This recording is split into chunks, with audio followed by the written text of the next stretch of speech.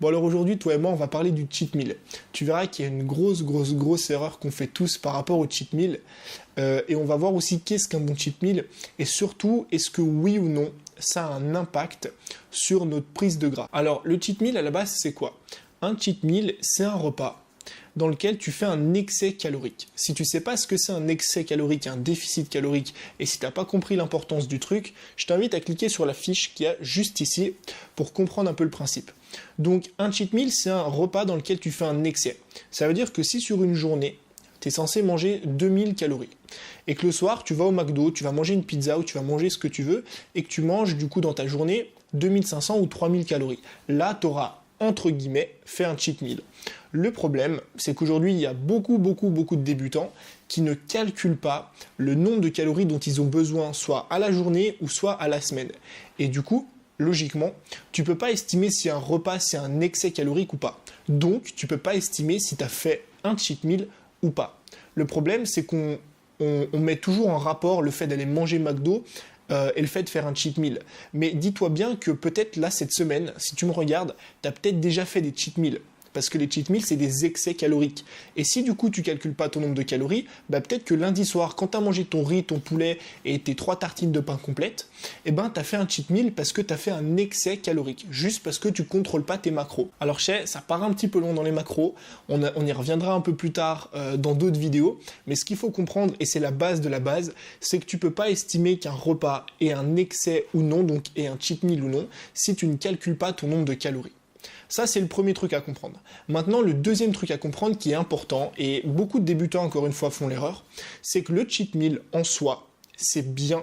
Je vais t'expliquer après, je vais te donner 2 avantages, mais tu ne peux pas prendre de gras ou prendre de poids juste en faisant un cheat meal par semaine.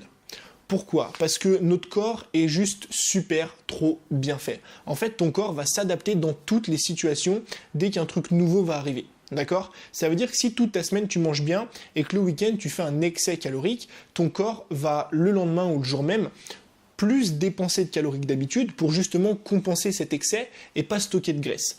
Dans le sens inverse, c'est pareil. Si une journée t'as pas faim du tout, tu manges 3 pommes dans la journée, ton corps va garder ses réserves d'énergie pour justement pas les dépenser et pas te faire perdre de muscles ou de graisse. Donc, sur un cheat meal, tu ne prendras jamais de gras, tu ne prendras jamais de poids.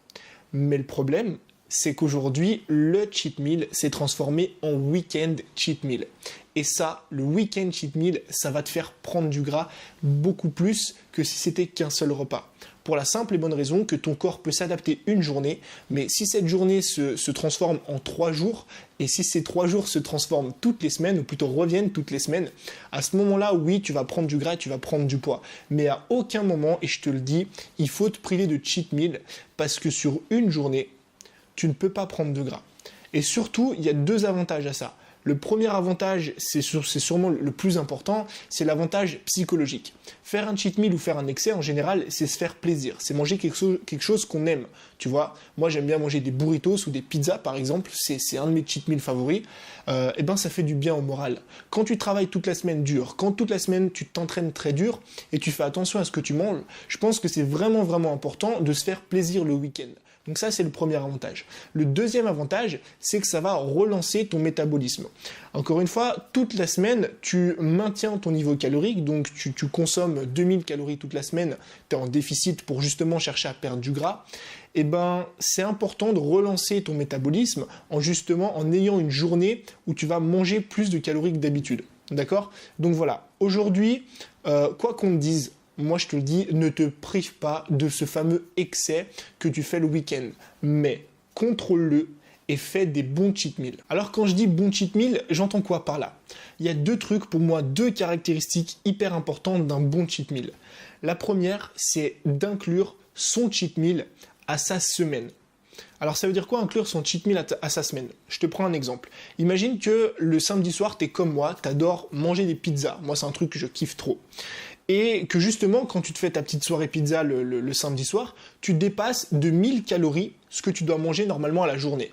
Et bien ce que tu vas faire, c'est que tu vas justement retirer 1000 calories de ce que tu manges toute ta semaine pour compenser la pizza du samedi soir. Est-ce que tu vois ou est-ce que tu vois pas? Normalement, tu as compris. Mais en gros, tu calcules ton nombre de calories que tu as à la semaine et le but, c'est d'inclure, si tu veux, le cheat meal. Par exemple, tu enlèves 200 calories par jour, sur 5 jours, ça fait 1000 calories et tu peux te permettre le samedi soir de manger ta pizza et ça n'aura aucun impact sur ta diète et aucun impact sur tes objectifs. Et encore une fois, ça va te remonter le moral de faire ça. Maintenant, tu as une deuxième option à ça, et on est toujours dans le premier point, le premier avantage. La deuxième option, c'est ce que je fais moi, c'est ce que j'appelle la flexi-diète, la diète flexible. C'est extrêmement connu, mais la diète flexible, elle consiste en quoi? En fait, si aujourd'hui, tu as vraiment envie, le but, c'est pas de le faire juste pour le faire.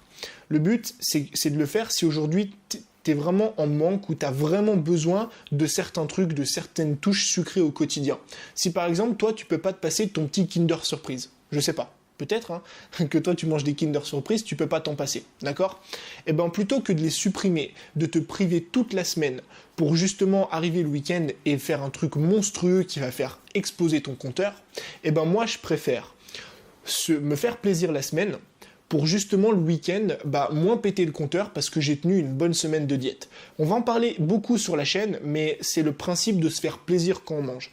Et ce que tu peux faire du coup avec la flexi-diète, c'est extrêmement simple, c'est incorporer tous les trucs que t'aimes bien dans ton total calorique à la journée. Alors le but, encore une fois, c'est pas de manger 2 tablettes de chocolat par jour.